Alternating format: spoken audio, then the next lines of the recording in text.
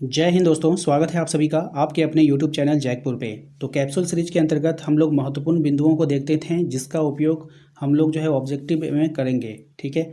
और ये सब इतने महत्वपूर्ण बिंदु हैं कि एग्ज़ाम में क्वेश्चन कभी कभी इन बिंदुओं से भी पूछ लिया जाता है।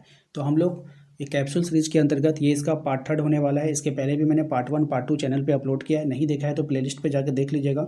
मैंने हिस्ट्री का अलग से प्लेलिस्ट बना दिया है। इसी प्रकार धीरे धीरे सारे विषय का प्लेलिस्ट मैं बना दूंगा। तो चलिए देखते हैं पहला पॉइंट को। कह रहा है कि यायावर का अर्थ घुमंतु होता है। क्या होता है? घुमंतु, जिसे खाना बदोश भी कहा जाता है। बातें याद रखिएगा, आपसे एग्जाम में पूछता है यायावर का अर्थ क्या होगा। वहाँ पर आपके ऑप्शंस में घुमक्कड़ दिया हुआ था, जितने भी मैंने प्रैक्टिस करवाया है वहाँ पे घुमक्कड़ लिखा हुआ है। लेकिन हो सकता है कि वहाँ अब की एग्ज़ाम में आप जाओ तो वहाँ घुमंतु लिख दे या फिर खाना बदोश लिख दे, तो दोनों आंसर सही होगा। ठीक है, 3 नाम आपको समझ में आ गया। पहला होता है घुमक्कड़ यानी कि घुमंतु, और फिर खाना बदोश। ठीक है, तो इस तरह क्लियर करके रखिएगा। दूसरा पॉइंट है कि अस्थाई समाज वह समाज है जिसमें आजीविका का प्रमुख साधन कृषि एवं पशुपालन है। आपसे अगर एग्जाम में बोल दे कि बताइए अस्थाई समाज का क्या मतलब है, आजीविका का क्या साधन है, तो कृषि और पशुपालन। ठीक है, याद रखिएगा।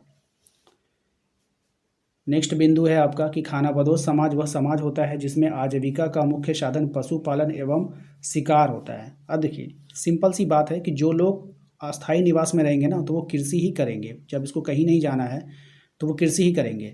लेकिन अब एक बात बताइए, जो लोग खाना बदोश होते हैं, जो एक जगह से दूसरी जगह जाते रहते हैं, तो वो अपनी आजीविका के लिए, जीवन जीने के लिए कृषि कभी नहीं करेंगे। क्यों नहीं करेंगे? क्योंकि कृषि में समय लगता है। आज बीज बोओगे तो 2-3 महीना के बाद अनाज होगा, फिर वो पकेगा, फिर उसको ठीक करो, काटो, बहुत लफड़ा है। तो जो लोग अस्थायी रूप से रहते हैं आसपास में, तो वही लोग कृषि करेंगे ना। बाकी ये लोग खाना बदोश लोग जो आते जाते रहते हैं वो लोग नहीं कर पाएंगे। तो वो लोग क्या करेंगे? पशुपालन, यानी कि पशुओं को पालेंगे, उसका दूध पिएंगे। ठीक है, उसके बाद शिकार करेंगे। ठीक है, ये सभी लोग करेंगे। क्वेश्चन नंबर आते हैं, सॉरी, नेक्स्ट पॉइंट पे आते हैं।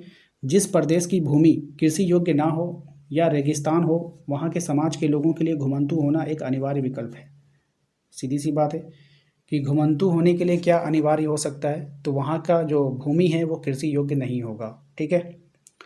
मंगोल मध्य एशिया में रहने वाला एक प्रजाति है। आपसे कभी कभी पूछता है एग्जाम में कि बताइए कि मंगोल कहाँ रहते थे, तो मध्य एशिया में। कहाँ पे रहते थे? मध्य एशिया में। याद रखिएगा। मंगोल लोग तातार, खितान, मंचू और तुर्की कबीले से भाषागत समानता होने के कारण परस्पर एक दूसरे से जुड़े हुए थे। ये उतना इम्पोर्टेंट नहीं है। आधुनिक युग में मंगोल लोग मंगोलिया, चीन और रूस में निवास करते थे। ठीक है, ये पॉइंट अच्छा है, याद रखिएगा। नेक्स्ट है, मंगोल जाति के लोग खानाबदोश जीवन व्यतीत करते थे और घुड़सवारी, तीरंदाजी और शिकार में बहुत कुशल थे।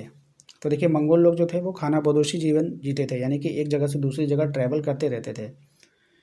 नेक्स्ट है, 12वीं शताब्दी में चंगेज खान ने तमाम मंगोल कबीलों को एक करके एक साम्राज्य का निर्माण किया जिसे यायावर साम्राज्य कहते हैं।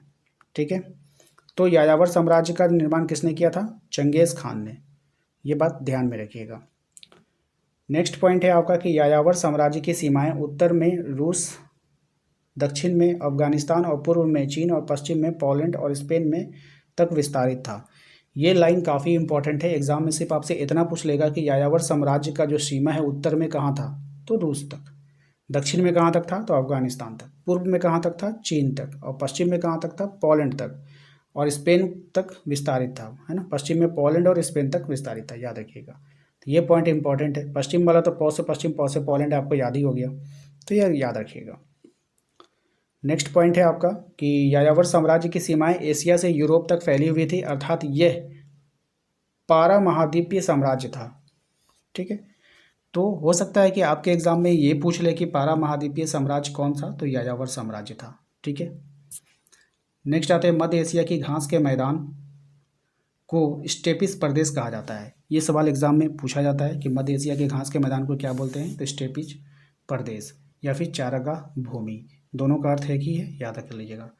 बर्बर, अंग्रेजी में बारबेरियन शब्द यूनानी भाषा के बारबोस से शब्द से उत्पन्न हुआ है, जिसका अर्थ होता है गैर यूनानी लोग। ध्यान में रखिएगा कि बर्बर का जो मतलब क्या होता है, गैर यूनानी लोग, जो यूनान में नहीं रहते हैं। ठीक है। नेक्स्ट पॉइंट है आपका कि रोम के लोग बर्बर शब्द का प्रयोग जर्मन जनजातियों गौल, हून के लिए किया, वहीं चीनियों के लिए स्टेपी प्रदेश के बर्बरों के लिए दूसरे शब्दों का प्रयोग किया जिनके अर्थ नकारात्मक भी थे। ये इतना इंपॉर्टेंट नहीं है, छोड़ दीजिए। चंगेज़ खान के विषय में सबसे महत्वपूर्ण विवरण मंगोल उन न्यूटोबियन जो मंगोल और चीनी भाषा में है। ये भी इम्पोर्टेंट नहीं है, जो इम्पोर्टेंट होगा सिर्फ वही करना है, सबको करने की आवश्यकता नहीं है। नेक्स्ट है आपका मंगोलों के राजनीतिक एवं सांस्कृतिक गुरु उइगुर थे। ये मोस्ट इंपॉर्टेंट है, मोस्ट मतलब वेरी वेरी इंपॉर्टेंट, याद रखिएगा। मंगोल के घरों को जर कहा जाता था, ये भी इंपॉर्टेंट है, याद रखिएगा। देखिए अभी तक ऑब्जेक्टिव में नहीं आया लेकिन यहाँ पे आया हुआ है, ठीक है, इसलिए याद रखिएगा। मंगोल और तुर्की कबीलों को मिलाकर चंगेज़ खान द्वारा एक परिसंघ बनाया गया था, ये भी इंपॉर्टेंट है। तो मंगोल और तुर्की कबीलों को मिलाकर चंगेज़ खान ने क्या बनाया था? परिसंघ बनाया था। क्या बनाया था? परिसंघ। नेक्स्ट है आपका कि 1206 ईस्वी में कुर्तलाई से मान्यता मिलने पर चंगेज़ खान मंगोलों को सार्वभौम शासक घोषित हुआ। चंगेज़ खान मंगोलों का सार्वभौम शासक कब घोषित हुआ था? तो 1206 में। ये याद करना, ये क्वेश्चन बनेगा, ये इसका आंसर होगा, ठीक है। नेक्स्ट पॉइंट है आपका कि चंगेज़ खान ने अपनी सेना का संगठन दशमलव पद्धति पर किया था। कौन सी पद्धति पर किया था? दशमलव पद्धति पर, याद रखिएगा। ख्वारिज्म का शासक सुल्तान मोहम्मद चंगेज़ खान के प्रचंड कोप का शिकार हुआ, ठीक है। चलिए, यानी कि ख्वारिज्म का कौन सा शासक जो था वो चंगेज़ खान के प्रचंड कोप का शिकार हुआ था? तो सुल्तान मोहम्मद, ठीक है, याद रखिएगा। मंगोल सेनाओं ने सुल्तान मोहम्मद के पुत्र जलालुद्दीन का पीछा करते हुए सिंध प्रदेश तक आ गए थे, ठीक है। चंगेज़ खान, ये इंपॉर्टेंट नहीं है। चंगेज़ खान की सैनिकों की सबसे बड़ी इकाई लगभग 10,000 सैनिक थी, जिसमें तुमन कहा जाता था। ये सवाल कई बार बोर्ड एग्जाम में पूछा गया है कि चंगेज़ खान के सेना में कितने सैनिक थे? तो 10,000 थे। अब यहाँ पर एक नया पॉइंट आपको मिलता है कि इन सैनिकों को तुमन कहा जाता था। क्या कहा जाता था? तुमन, ठीक है। तो इसको याद रखने का सबसे आसान तरीका है कि आप मतलब ऐसे याद रखना कि 10,000 सैनिक थे और उनको उनकी मर्जी के लिए छोड़ दिया गया था, तुम अपने मन से काम करना, ठीक है, तुमन। तो चंगेज़ खान ने अपने तीसरे पुत्र ओगोदेई को अपना उत्तराधिकारी का संकेत दिया। तो किसके दिया था उत्तराधिकारी? चंगेज़ खान ने तीसरे पुत्र को, और उसका तीसरे पुत्र का नाम क्या था? ओगोदेई, ठीक है, याद रखिएगा। नेक्स्ट पॉइंट है आपका, चंगेज़ खान हरकरा पद्धति के द्वारा दूर दराज के स्थान से संपर्क करता था। कौन सी पद्धति के द्वारा वो संपर्क करता था दूर दराज के स्थान में? तो हरकरा पद्धति के द्वारा। इसे संचार व्यवस्था के लिए मंगोल यायावर अपने पशु समूह से अथवा अन्य पशुओं का 10वां हिस्सा करके रूप में देते थे, जिसमें कुबकुर का कहा जाता था। यह कर स्वेच्छा से दिया जाता था, ठीक है। ये मतलब संचार, कम्युनिकेशन के लिए ये सब था। चंगेज़ खान की मृत्यु के बाद कुरिलताई महापरिषद ने उसके तीसरे पुत्र ओगोदेई को अपना कगान चुना, यानी कि सम्राट चुना, ठीक है। यानी कि चंगेज़ खान की मृत्यु के बाद कौन बना था? उसका तीसरा पुत्र जो है वो सम्राट बना था, ठीक है।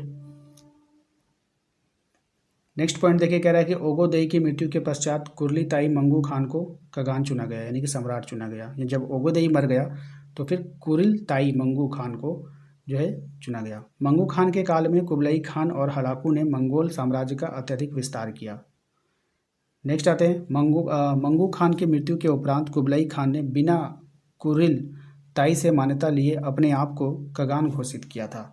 यानी बिना मान्यता लिए अगर किसी ने अपने आप को सम्राट घोषित किया था तो वो था कुबलई खान, ठीक है, याद रखिएगा। कुबलई खान चीन में युवान वंश की नींव डाली, ये इंपॉर्टेंट है, आपसे क्वेश्चन पूछेगा चीन में युवान वंश की नींव किसने डाला था? तो कुबलई खान ने, जिसका अंत 1368 में हुआ, ठीक है, याद रखिएगा। कुबलई खान की मृत्यु के पश्चात मंगोल साम्राज्य 5 भागों में विभक्त हो गया था, ये भी इंपॉर्टेंट है। मंगोल साम्राज्य में यात्री पास सुविधा के लिए बाज नामक कर देते थे। ये इंपॉर्टेंट है कि मंगोल साम्राज्य में कोई यात्री अगर पास सुविधा चाहिए उसको तो वो बाज नामक एक टैक्स दिया करता था।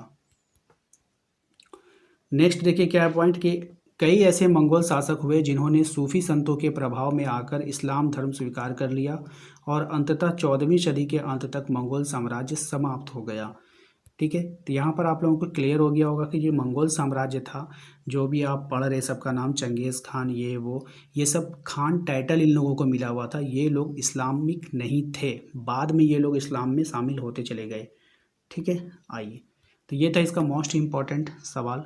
वीडियो को लाइक कर दीजिए, चैनल पे पहली बार आए तो सब्सक्राइब कर लीजिए, घंटी वाले आइकन को प्रेस कर लीजिएगा ताकि आने वाली हर एक वीडियो का नोटिफिकेशन आपके मोबाइल पे जाता रहे।